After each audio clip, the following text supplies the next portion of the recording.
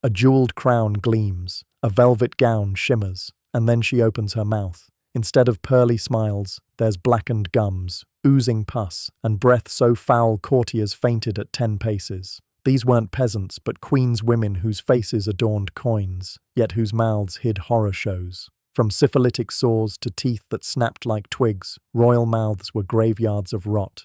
Today, we're biting into 6 of the most disturbing cases. Warning, once you hear this, you'll never look at a royal portrait the same way again. Elizabeth I, the Virgin Queen of blackened gums. Picture the face of a queen. White ruff, glittering jewels, fiery red hair. And then the mouth opens. Not the pearly smile of Gloriana, but a cavern of decay. By the end of her reign, Elizabeth I's teeth looked like they belonged on the battlefield, rather than in her jaw-brown, broken, blackened stumps clinging to infected gums. Her sin? Sugar.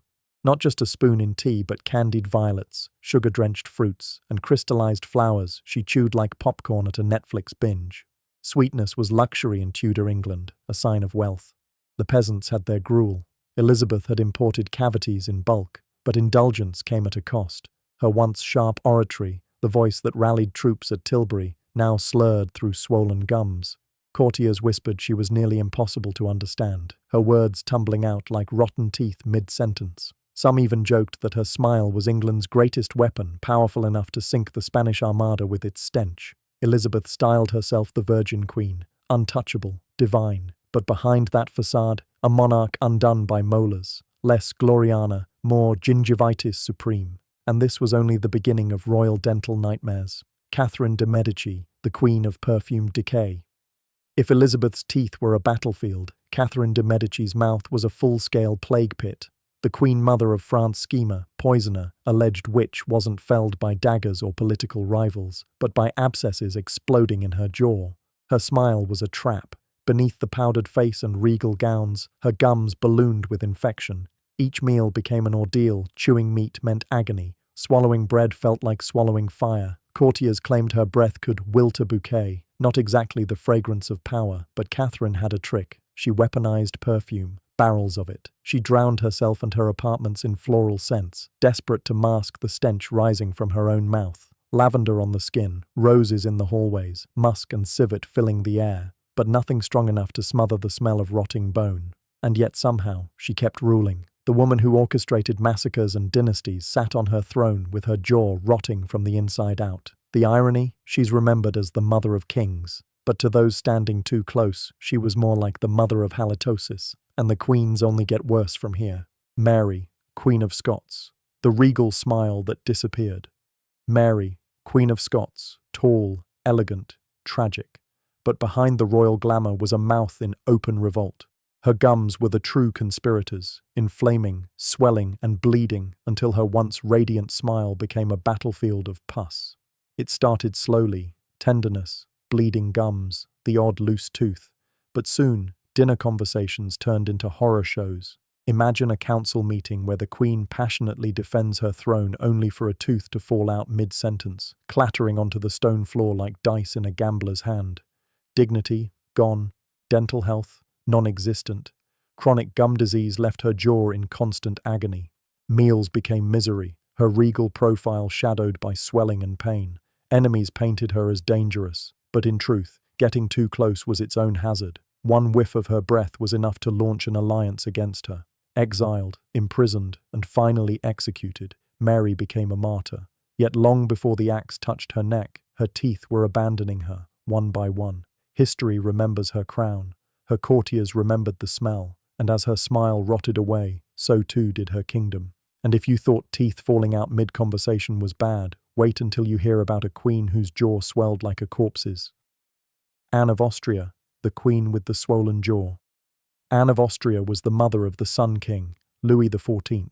But before raising a monarch who bathed in glory, she was battling something far less radiant, her own face swelling like a corpse left in the river. Chronic abscesses festered in her jaw, ballooning until her regal cheeks bulged grotesquely.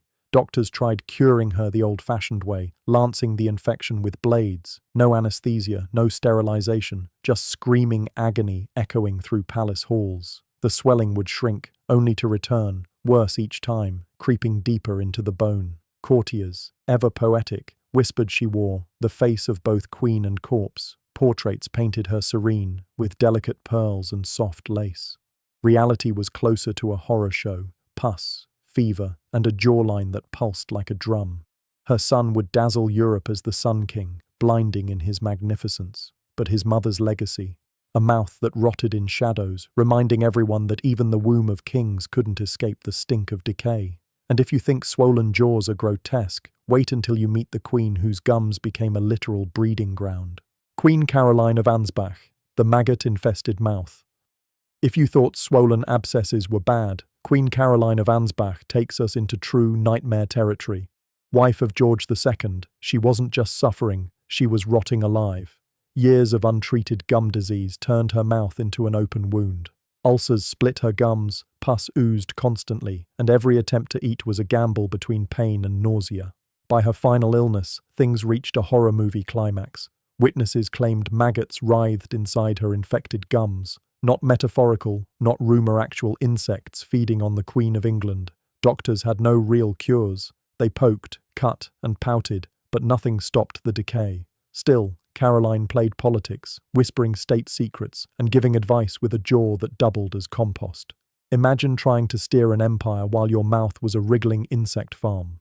In death, she was praised as a stabilizing force, a loyal queen, a symbol of dignity. But her legacy has a darker footnote. She was the monarch whose mouth hosted more livestock than the royal stables. And if you think maggots are the grand finale, just wait. Because the next queen didn't need pests to ruin her smile. Her own stress chewed it away. Marie Antoinette, the queen of stress-induced rot. The last queen on our list wasn't devoured by sugar, abscesses, or maggots. Marie Antoinette's teeth simply surrendered under the crushing weight of history. Picture it, the revolution rising outside, mobs chanting for her head, and inside the prison walls, her gums bleeding, her teeth loosening, her once luxurious smile collapsing.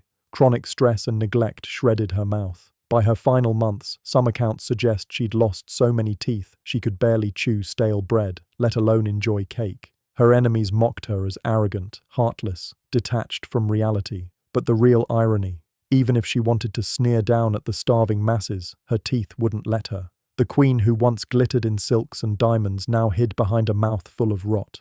And as she climbed the scaffold to the guillotine, it wasn't just her head that was ready to roll. Her teeth had already jumped ship long before. Because in the end, the revolution didn't need to take her smile. Decay had already done the job. Crowns, gowns, and jewels couldn't save these queens from the great equalizer, oral rot. Their mouths became theatres of pain, pus, and stench, proof that privilege doesn't protect you from bacteria. Royal dentists tried, but with leeches, pliers, and perfume, things usually got worse. And maybe that's the real irony. History remembers their power, but their courtiers remembered their breath. So next time you complain about flossing, think of Elizabeth lisping orders through broken molars, or Caroline's gums crawling with maggots. Suddenly, a dentist's drill doesn't sound so bad.